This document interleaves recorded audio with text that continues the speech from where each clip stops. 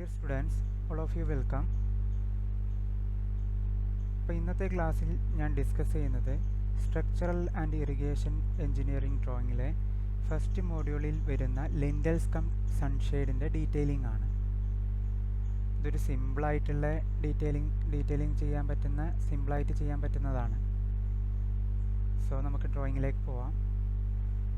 അപ്പോൾ ഇതിനെ ഡീറ്റെയിലിംഗ് ചെയ്യുന്നതിന് മുന്നേ നമുക്ക് ലിൻഡൽ എന്ന ആ ഒരു കമ്പോണൻറ്റ്, ബിൽഡിംഗ് കമ്പോണൻറ്റ് എന്താണെന്ന് നോക്കാം. A lintel is horizontal member which is placed across the opening like doors, windows, etc. ഇതൊരു ഹൊറിസോണ്ടൽ മെമ്പറാണ്. ലിൻഡൽസ് ഒക്കെ നമ്മൾ കൺസ്ട്രക്ട് ചെയ്യുന്നത് ഹൊറിസോണ്ടൽ ആയിട്ടാണ് കൺസ്ട്രക്ട് ചെയ്യുന്നത്. അത് ഡോർസിനും അതുപോലെ തന്നെ വിൻഡോസിനൊക്കെ ഓപ്പണിങ്ങിന് മുകളിലായിട്ടാണ് നമ്മൾ ലിൻഡൽസ് കൺസ്ട്രക്ട് ചെയ്യാറ്, അല്ലേ? നോർമലി അങ്ങനെയാണ് കൺസ്ട്രക്ട് ചെയ്യാറ്. നിങ്ങൾ കണ്ടിട്ടുണ്ടാവും, ഓപ്പണിങ്സ് ചെയ്ത് കഴിഞ്ഞാൽ അതിൻ്റെ മുകൾ ഭാഗത്തായിട്ട് ലിൻഡൽ കൺസ്ട്രക്ട് ചെയ്യുന്നത്. It takes the load coming from the structure above it and gives support. It is also a type of beam, the width of which is equal to the width of wall and the end of which are built into the wall. These are very easy to construct as compared to arches.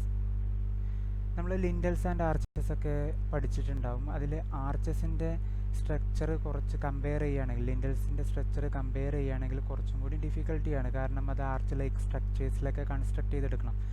പക്ഷേ ഇവിടെ ലിൻഡൽസിൻ്റെ construction എന്ന് പറയുന്നത് വളരെ ആർച്ചിനെക്കാളും കൂടുതൽ easy ആയിട്ട് നമുക്ക് lintels construct ചെയ്തെടുക്കാം.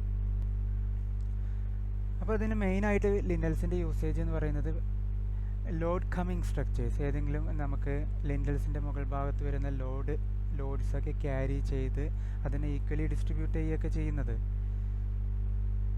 അതുപോലെ തന്നെ ലിൻഡലിൻ്റെ സൈസ് എന്ന് പറയുന്നത് നമ്മളെ വാൾ തിക്നെസ്സിൻ്റെ ആ ഒരു സൈസിൽ തന്നെയാണ് ലിൻഡലിൻ്റെ ബ്രെഡ്ത്ത് പ്രൊവൈഡ് ചെയ്യാറ്. അപ്പം നമ്മളിവിടെ ഡീറ്റെയിലിംഗ് ചെയ്യുന്നത് ലിൻഡൽ കം സൺഷെയ്ഡാണ്. ഇപ്പോൾ ഒരു സൺഷെയ്ഡ് എന്ന് പറഞ്ഞാൽ എന്താ, നമ്മളധികം ലിൻഡൽസിനെ കണക്ട് ചെയ്തിട്ട് തന്നെയാണ് സൺഷെയ്ഡ്സും പ്രൊവൈഡ് ചെയ്യാറുള്ളത്, അല്ലേ? ഇതിൻ്റെ ഒരു മെയിൻ യൂസേജ് എന്ന് പറഞ്ഞാൽ എന്താ, നമുക്ക് വെതറിങ് ആക്ഷൻസ് ഒക്കെ ഉണ്ടല്ലേ, അതിൽ നിന്ന് സംരക്ഷണം നൽകുന്ന ഒരു സ്ട്രക്ചറാണ് സൺഷെയ്ഡ് എന്ന് പറയുന്നത്. റൈന്, ടെമ്പറേച്ചർ, വിൻഡ്, ഇതിൽ നിന്നൊക്കെ ഒരു സംരക്ഷണം നൽകുന്ന ഒരു സ്ട്രക്ചറൽ കമ്പോണൻ്റാണ് സൺഷെയ്ഡ് എന്ന് പറയുന്നത്. അപ്പോൾ നമുക്ക് ഡീറ്റെയിലിംഗ് ചെയ്യാനുള്ളത് രണ്ടും കൂടി കമ്പൈൻ ചെയ്തിട്ടുള്ള ഒരു സ്ട്രക്ചറാണ്. അപ്പം നമ്മളിവിടെ ഡീറ്റെയിലിംഗ് ചെയ്യുന്നത് RCC ലിൻഡൽസ് ആൻഡ് സൺഷെയ്ഡ്സ് ആണ്. RCC ലിൻഡൽസ് ഒക്കെയാണ് വൈഡ്ലി നമ്മൾ യൂസ് ചെയ്യുന്ന ഒരു ടൈപ്പ്, അല്ലേ? ഇവ ഡോർസിനും വിൻഡോസിനും ഓപ്പണിങ്സിൻ്റെയൊക്കെ മുകൾ ഭാഗത്താണ് നമ്മൾ കൊടുക്കാറ്. ഇതിന് കുറച്ച് ബെനിഫിറ്റ്സ് ഉണ്ട്. നമ്മൾ മെറ്റീരിയൽ RCC വെച്ച് ചെയ്യുന്നതുകൊണ്ടുള്ള ബെനിഫിറ്റ്സ് കുറേ ഉണ്ട്. നമുക്ക് ഹയർ സ്ട്രെങ്ത്ത് കിട്ടും, അതുപോലെ തന്നെ നല്ലൊരു റിജിഡിറ്റി കിട്ടും. അതുപോലെ തന്നെ ഫയർ റെസിസ്റ്റൻസ് എന്ന് പറയുന്നത് മോറായിരിക്കും. നല്ലൊരു എക്കോണമിക് ബെനിഫിറ്റ്സ് നമുക്ക് ഉണ്ടാക്കാം. ഈസ് ഇൻ കൺസ്ട്രക്ഷൻ, ഈസി ആയിട്ട് നമുക്ക് കൺസ്ട്രക്ട് ചെയ്തെടുക്കാൻ കഴിയും. ഇത് മെയിനായിട്ട് എല്ലാ ടൈപ്സ് ലോഡ്സ് കമ്മിങ് ചെയ്യുകയാണെങ്കിലും നമുക്ക് ഈ ടൈപ്പ് ഓഫ് ലിൻഡൽസ് കൺസ്ട്രക്ട് ചെയ്യാം, RCC ലിൻഡൽസ് കൺസ്ട്രക്ട് ചെയ്യാം. അതുപോലെ തന്നെ എത്ര ലെങ്ത് ഉള്ള സ്പാൻ ആണെങ്കിലും നമുക്ക് RCC ലിൻഡൽസ് അവിടെ പ്രൊവൈഡ് ചെയ്യാൻ കഴിയും.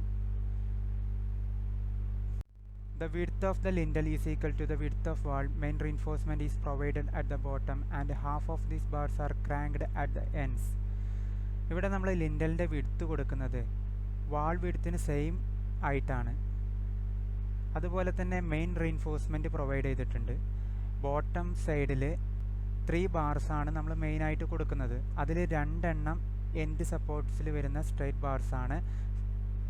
അതിൻ്റെ സെൻറ്ററിൽ വരുന്ന ബാർസാണ്, ക്രാങ്ക്ഡ് ബാർസാണ് നമ്മൾ പ്രൊവൈഡ് ചെയ്യുന്നത്.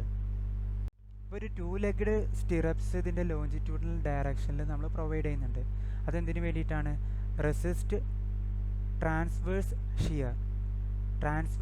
ഷിയറിനെ റെസിസ്റ്റ് ചെയ്യാൻ വേണ്ടിയിട്ടാണ്. നമുക്ക് ഡീറ്റെയിലിംഗ് ചെയ്യേണ്ട ക്വസ്റ്റ്യനാണ് ഈ പറഞ്ഞിരിക്കുന്നത്. അതിൽ കുറച്ച് ഡാറ്റാസ് പ്രൊവൈഡ് ചെയ്തിട്ടുണ്ട്. അതനുസരിച്ച് വേണം നമ്മൾ ആ ലിൻഡൽ കം സൺഷെയ്ഡിനെ ഡീറ്റെയിലിംഗ് ചെയ്യാൻ. ഏതൊക്കെയാണ് ഗിവൺ ഡാറ്റാസ് എന്ന് നോക്കാം. Lintel has A clear span of 135 centimetre. ഇവിടെ ക്ലിയർ സ്പാൻ തന്നിട്ടുണ്ട്. ലിൻഡലിൻ്റെ ലെങ്ത് തന്നിട്ടുണ്ട് 135 സെൻറ്റിമീറ്റർ. ലെങ്ത് എന്ന് പറയുന്നത് സൈസ് എന്ന് പറയുന്നത് B into D is 250 into 200 mm. Wall thickness provide ചെയ്തിട്ടുണ്ട് 200 mm.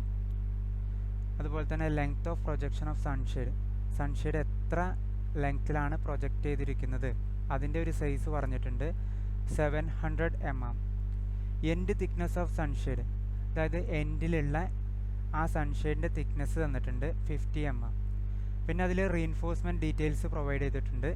ബോട്ടം റീഇൻഫോഴ്സ്മെൻറ്റ് 2 നമ്പേഴ്സാണ് മെയിൻ ആയിട്ടുള്ളത്, 2 എൻഡ്സിലും വരുന്നത്. 10 mm ഡയാണ് പ്രൊവൈഡ് ചെയ്തിട്ടുള്ളത്. 10 mm ഡയ ബാർസ് ആണ് പ്രൊവൈഡ് ചെയ്തിട്ടുള്ളത്.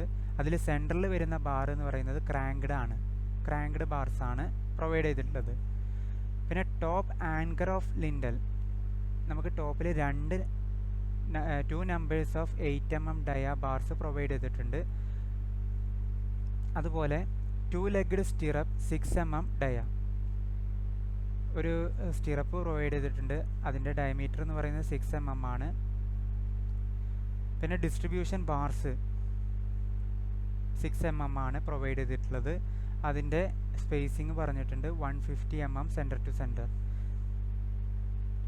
സ്റ്റിറപ്പിൻ്റെ സ്പേസിങ്ങും 150 mm തന്നെയാണ് കേട്ടോ. നമുക്ക് ഈ ഗിവൺ ഡാറ്റാസ് അനുസരിച്ച് ഈ ഒരു ലിൻഡൽ കം സൺഷെയ്ഡിനെ ഡീറ്റെയിലിംഗ് ചെയ്തിട്ടുള്ള ഒരു ഫിഗറാണ് ഇത് കാണിച്ചിട്ടുള്ളത്. അപ്പോൾ ഈ ഒരു രീതിയിൽ വേണം നിങ്ങൾ വരയ്ക്കാൻ വേണ്ടിയിട്ട്. ഇതിൽ ബാർ ബെൻഡിങ് ഷെഡ്യൂൾ കാണിച്ചിട്ടുണ്ട്. അവിടെ ലിൻഡൽസിൽ യൂസ് ചെയ്തിട്ടുള്ള ഓരോ ബാർസും അതിൻ്റെ ഡീറ്റെയിൽ ആയിട്ടുള്ള ഒരു ടേബിൾ കാണിച്ചിട്ടുണ്ട്. അതിൽ നമ്പർ ഓഫ് മെമ്പേഴ്സ് വരുന്നുണ്ട്, ബാർ മാർക്സ് വരുന്നുണ്ട്, number of bars per members വരുന്നുണ്ട്, ടോട്ടൽ നമ്പർ ഓഫ് ബാർസ് വരുന്നുണ്ട്, ബാർ ടൈപ്പ് സൈസ് വരുന്നുണ്ട്, cut length of each meter, അങ്ങനെയുള്ള കാര്യങ്ങളൊക്കെയാണ് അതിൽ വരുന്നത്. പിന്നെ ബാർ ഡീറ്റെയിൽസും കാണിക്കുന്നുണ്ട്. അതിൽ ഓരോ ബാറിൻ്റെയും ഒരു ലൈൻഡ് സ്കെച്ചും കാണിച്ചിട്ടുണ്ട്.